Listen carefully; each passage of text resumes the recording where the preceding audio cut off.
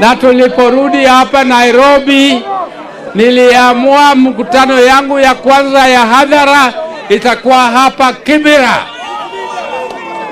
Na hii mkutano maana yake na umuhimu yake umuhimu ya hii mkutano ni ya kwamba sisi tumeamua tukiendelea mbele vile Baba Raila Amolo Odinga alituacha kwa broad based government. Tumekuja hapa kutangaza ya kwamba tutakuwa hapo mpaka 2027,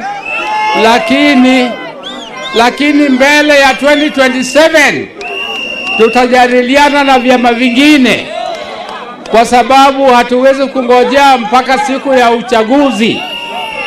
Ni lazima sisi kama chama cha ODM tujitayarishe, na tunaweza kujitayarisha tukiwa tumekuwa na umoja. Na sisi lazima tuendelee pamoja, na hatuna nia ya kufukuza mtu yoyote kwa chama. Mtu akitaka kutoka kwa chama aondoke mwenyewe, anaondoke peke yake. Lakini sisi kama ODM, sisi tunataka tuimarishe chama yetu, na tutaanza mazungumzo na vyama vingine, lakini tukiwa pamoja ndio tutakuwa na nguvu, na negotiate na hawa from a point of strength, not from a point of weakness. Sisi ndio chama kubwa. Sisi ndio chama kubwa Kenya mzima kushinda vyama vingine vyote. Hatuwezi kwenda kwa mesa kuongea na wengine tukiwa wanyonge. Tukiongea sisi tutaongea kama chama shujaa, chama kubwa, chama ya Raila, na tutaweka kila kitu kwa meza. Hii serikali tulikuwa naye Raila alituweka, walikuwa wanyonge, walikuwa karibu kuanguka.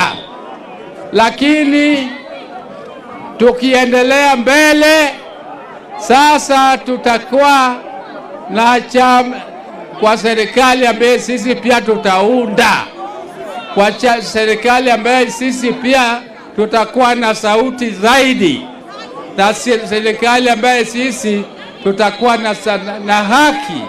na haki ya kudemand haki zetu. Kwa hivyo ndugu zanguni, na wangapi wamekubali tuendelee kuimarisha chama yetu ya ODM? Wangapi wamekubali? Wainua mkono. Mbona watu wa nyuma huko hawainui mkono? Asante. Mimi leo nina furaha tele, kwa sababu inaonekana watu wa Kibera wana hamu ya mkutano.